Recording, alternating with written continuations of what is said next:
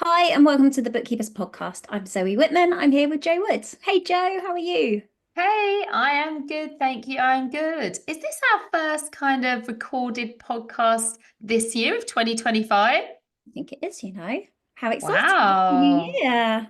Happy New Year. Goodness. Feels like it's been a while. We've had quite a lot of podcasts that we recorded back in December. We've had a nice good break, which everyone needs, a nice good rest over the Christmas period. And yeah, now we're back. Exciting.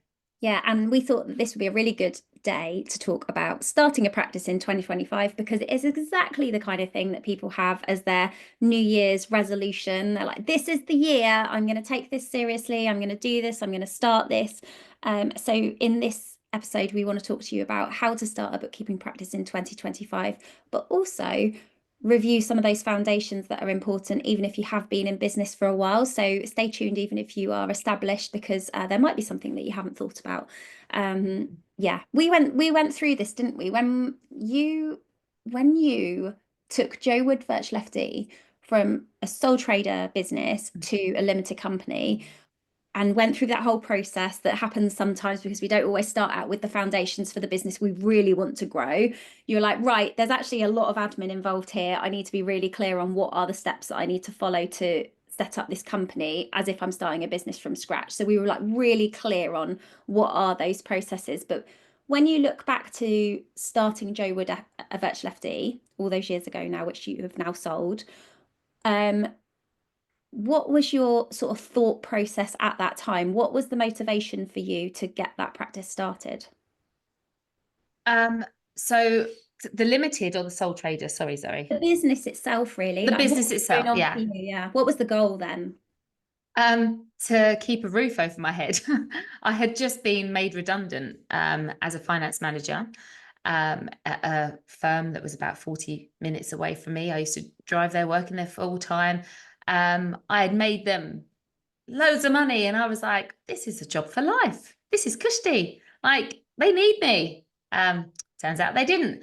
And I was on a really good salary, and I thought, oh my goodness, I've done it again. I have got to a point where I don't have that security. And I was like, right, that's it. I'm never building someone else's business again.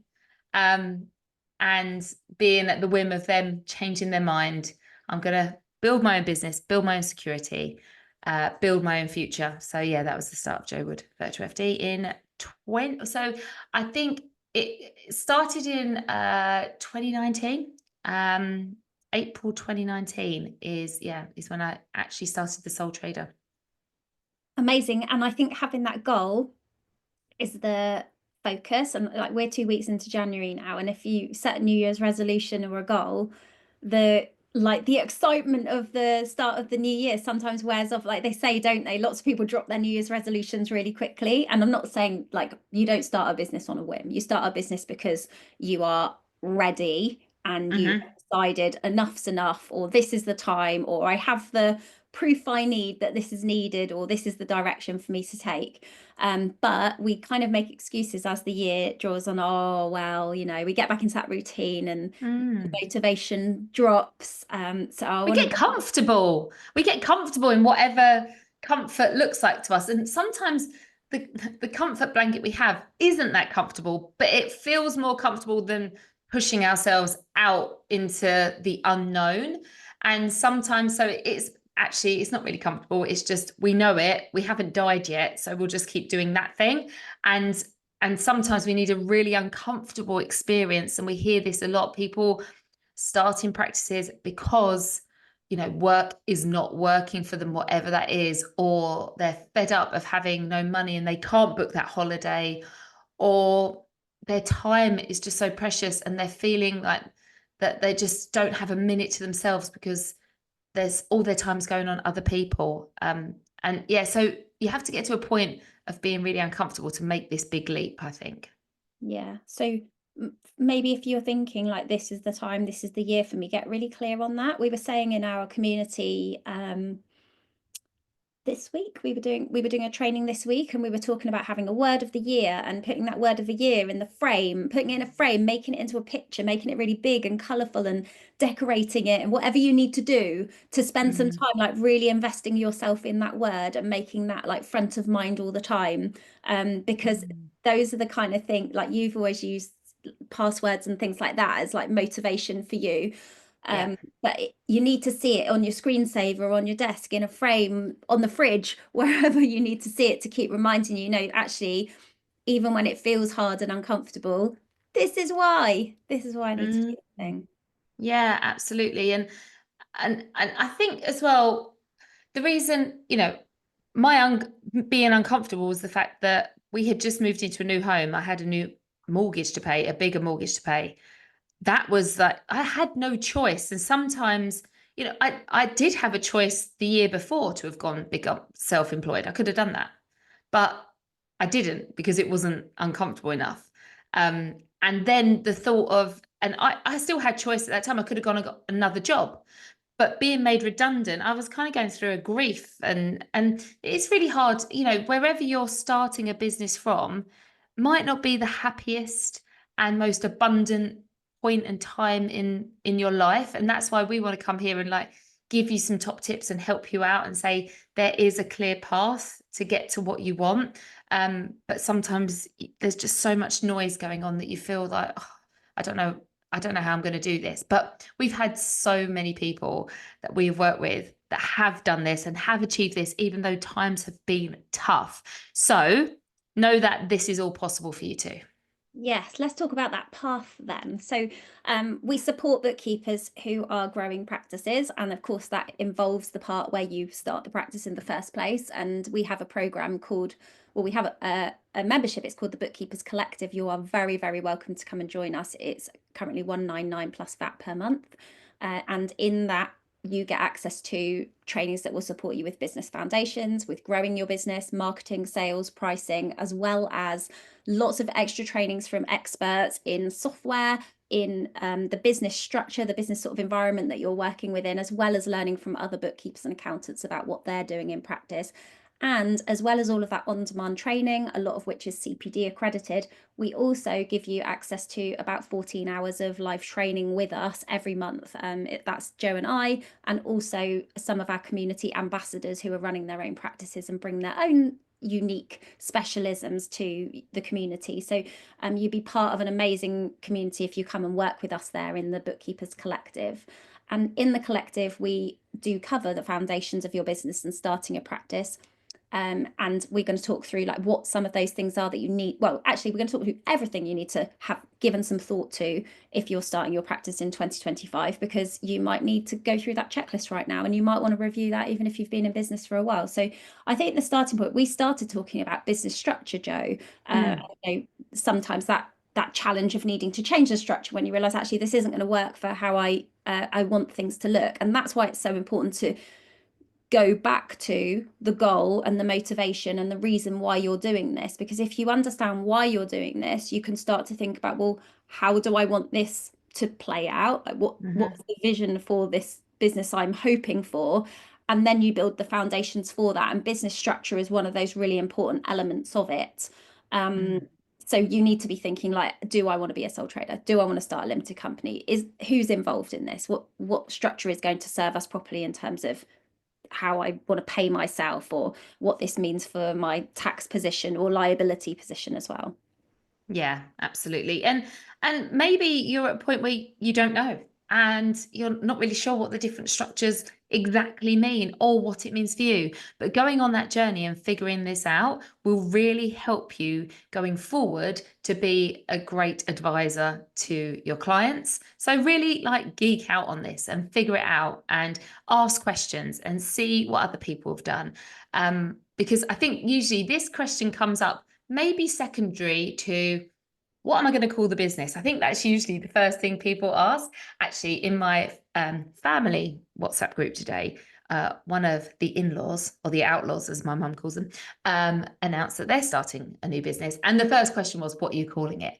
And he actually responded, actually, I'm building the plane to take off while it's on the runway, and I haven't got a name yet. Like it's just I'm running with it. You know, he's doing marketing and stuff already before he's even got the name of his business. I'm like, actually, that's a really good point, because the name can come, but actually you've got to get yourself out there and visible and everything. But usually you think of a name and then you think, oh, has someone else taken that? Oh, I'll go onto Company's House and have a look. Oh, that's a limited company. Can I set up a sole trader or a limited? And that's how it starts about, doesn't it?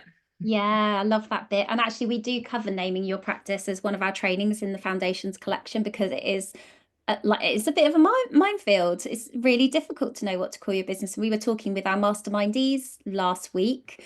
One of our mastermindees was looking at trademarking something, and even that had brought up a challenge that maybe she hadn't realized or thought about before because there'd been no reason to think about it. So exploring all of these different areas that are going to impact the name are really important for your business. So structure, super important. The next one though, insurance. Insurance is obviously crucial. Need to be thinking about insurance for our business. And alongside that, the other sort of tick in the sort of professional, but I am professional and like allowed to go ahead, practicing certificates as well. We talk to bookkeepers about this a lot because you might have a background in bookkeeping or accountancy, and you might have a professional body that you can apply for a practice license with. Personally, I'm an accountant by training. That's what I've always done. But I didn't feel I was in a position to get a practicing certificate because I'd never planned to be self-employed.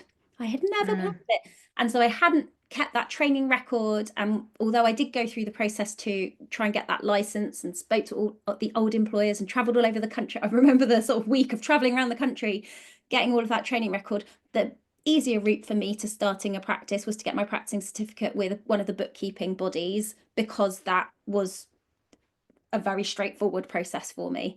And I think this is a big brick wall lots of people hit up against, and we have lots of questions in the Six Figure Bookkeepers Club about, am I allowed to do this? So definitely speak to your professional body if you have one already about what are you allowed to do currently? What do you need to do to be in practice? Because that's also going to impact your insurance. You need your license before you can insure yourself. Or if you don't tick the boxes, make a plan for what am I going to do? Yeah, absolutely. And I think that we was talking about this today. The misconception of our community is that it is called the Six Figure Bookkeepers Club. So there are a lot of bookkeepers in there, but there are a lot of accountants who have chosen for whatever reason, that multiple reasons, to get themselves a bookkeeping practicing license.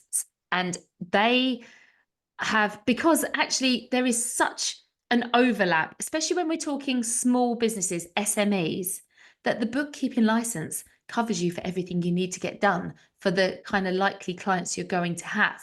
So I think we were saying this all the time. Not everybody's a bookkeeper. They might identify as a bookkeeper, but their qualifications can be vast and very different, and their experiences are very different. And I love that about our community, because there's just a whole host of different backgrounds in there. That's why we've got to go back to the goals question, like right at the beginning when we were saying, what's the goal? So, okay, so if that's the goal, what's the vision for the business that you want to build? Like, picture yourself doing it. What are the things you're going to be doing? And you might need to research other practices to understand what they do so you can see, because sometimes you've got to see it to be able to be it. So you need to see what that looks like, because then you can start saying, well, is this a professional body or this certification or whatever that I'm doing, does this tick the boxes for that what I want to do? And often I think actually we actually come at this from the other point, the other end of the scale. It's not that we don't do enough work to get the license. We often do too much work. So we'll speak to bookkeepers and accountants who are like, well, I better do an extra exam, an extra exam, an extra exam because I want to do this and have this qualification. Actually, do you need that? Because there are ways to deliver services through subcontracting, working with other people in the community, that mean you don't always have to have every tick in the box. So we hold ourselves back, and we're often looking for reasons to not take the next step because, like you said, it feels uncomfortable. Might well have done something already that, so go back to your professional body. Will this allow me to do the things that I want to be doing? Yeah. Amazing. Next one's then personal finances. Like we've been talking about the business, like we obviously want to be starting a business that is profitable and financially viable. That again, back to your goals. How much do you need this business to earn? So what do you need to be selling to make that possible? But also, is this going to give you the comfortable income that is probably the reason that you're starting the business in the first place? There has to be some work there on the personal finances. Yeah, you need to do that working backwards thing. If I need this in my bank account, how much tax will I be paying on that? What are my outgoings going to be? What kind of software do I need and equipment do I need? And what's that going to look like? And then how many clients and at what price am I going to need in order to service that? So, but make sure you've done your own personal budget and know exactly what it is that you need to be putting into the family pot every month. Because if you go into it blind, I know when I started one of my very first practices, I just felt like, I mean, I did need the money, but I didn't do that exercise. And I think my main goal was keeping my brain busy after having my baby. I thought, I don't want to lose everything. I felt like I was losing the brain cells. And I just wanted to keep an active brain. And that really was my goal. Now, did I need and want money? Absolutely. But it wasn't the main driver right at the beginning, if I really think back to it, because I didn't actually believe that I could make that much money. But I also wanted to be busy so I didn't feel guilty that I wasn't going into an office. Oh, that's unpacked a lot. But you know what I mean? That's really what I was thinking. Yeah, and I think that even if the motivator isn't money at the beginning for starting your business, if you don't charge a market rate, whatever that is, and pricing is obviously a consideration, that can backfire in terms of your earnings and the workload that you then create for yourself, but also it impacts the relationship you have with the clients and the credibility that you create for your own business. And um, Joe, we often talk about having options for the future. If you build a business that works for you, if you build a business that's profitable, whether that's important to you right now or not, it gives you options. So, you know, because like you sold your practice a couple of years ago now, that wouldn't have even been a consideration if the business wasn't profitable. So, you know, we've got to think like, we don't know what's going to happen in 5 years' time, but we want to know that we do have an option if we want to have it, and flexibility. And the only way to have an option and flexibility is if you're building a viable business that it has value to anyone else except for you. Yeah. Absolutely. And you have to plan for that. That doesn't happen by accident. No. So again, when we were talking about what the when you think about that business that you're going to have in the future and what that business is, what you're doing in the business, you know, what's the right structure for it, what are you selling, what you're doing with your clients, we then need to think about, okay, you were talking about personal finances and how this all links together. We're talking about pricing and making sure that works. Well, that pricing needs to be linked to a specific package, because I think we often think, oh, I've got a financial target, I've got to make X thousand pounds. That's really difficult for even for finance people like us. It's quite difficult to hook that on anything because it's hard to know what activity is going to result in that income. But actually, if we can think about units of selling things, you know, I need to sell, if you were a factory, X number of widgets to achieve that target. Well, we need to sell X number of bookkeeping services. So if we need to try and think about like, what is a unit of measure for this? So what am I actually trying to sell? And that's why we spend so much time talking to our bookkeepers collective about having a gold standard service, the best of what you can sell, and then pricing that appropriately. Yeah, amazing. Okay, so we've got thought about what we're going to sell. We thought about how we're going to price it. There are a couple of other ticks in boxes that we really need to think about. So we need to be thinking about legal aspects of running a business, terms and conditions, letters of engagement, privacy policy, data protection, registering with the ICO. We also need to talk about anti-money laundering regulations, which are really crucial if you're a bookkeeper. It depends where you are in the world in terms of what regulations you're working under. In the UK, it's really important to understand where you stand with these regulations and the information that you need to collect and understand about your clients, what you need to know about your clients before you even take them on as a customer. And your professional body will be, or your supervisory body, because it could be HMRC, they will be the ones that will guide you on that and how you do like a full practice risk assessment and how you risk assess each client and do the due diligence. But you need to know that this is all stuff to do it before you start taking on clients, and understand what you need to do before you take and sign that first client. Yeah. And when you do take and sign that first client, you want to be thinking about the onboarding process, the system, the activities that need to happen next to get that client into that sort of routine process of working with you. So there are systems that go around not just onboarding, but then the routine work we do with a client, that it would really help you to have documented, because once you've got a workflow, you can keep repeating that, and it makes it easier for you, but also it makes it easier when you start to think about scaling a team, or even if you're just busy. If you're just busy, you don't want to think every time, what do I do now? I'm onboarding someone, what do I send? How do I send that? You just want it to happen. And don't procrastinate and be like, oh, I can't get my first client until all of my processes are written. You can write your processes while you have a client, because that's a really good way of practicing. Well, what am I going to do next? And then you can always improve them as you learn about new tools or new ways of doing things. But yeah, don't let it stop you from getting started. Nice. Final two then, Joe, I've got on my list are finding your first client and sales calls. So which kind of link together.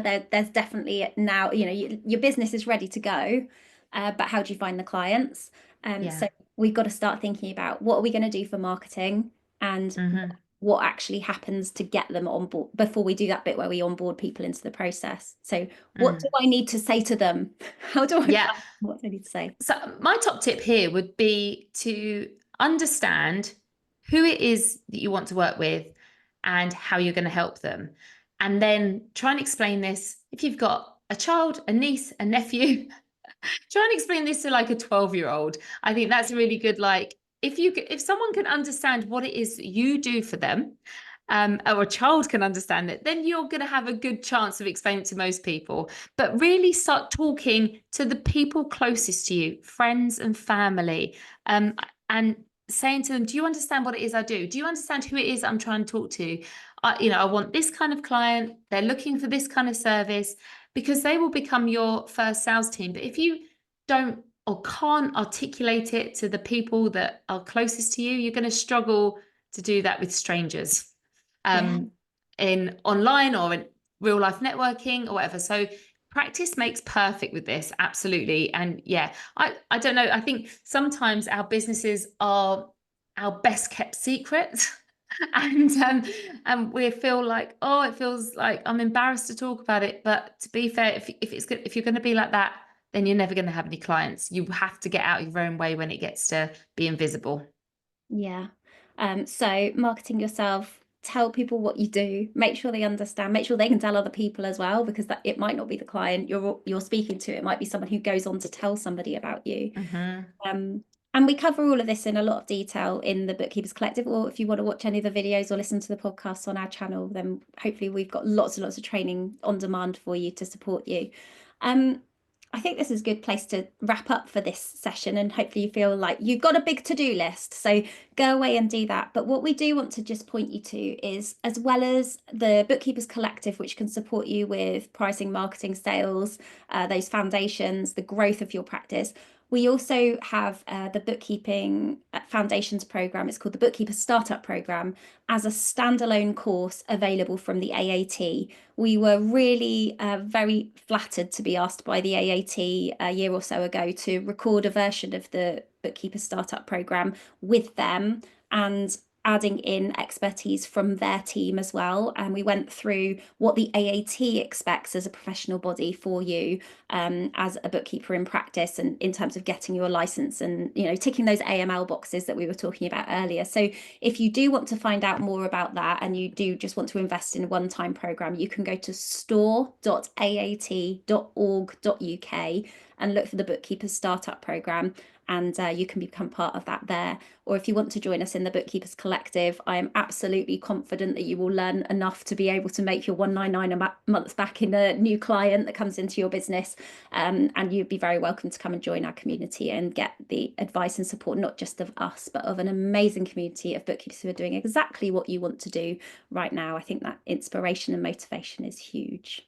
And just so that you know, with regards to the AAT program, you don't have to be an AAT member or student to be able to purchase that program. You can be from any professional body or not from any yet, and maybe you're making a choice ahead of time. But yeah, you can learn more about the collective at sixfigurebookkeeper.com. Thanks, everybody. We will see you next week for another episode of the Bookkeepers Podcast. Take care. Thanks. Bye.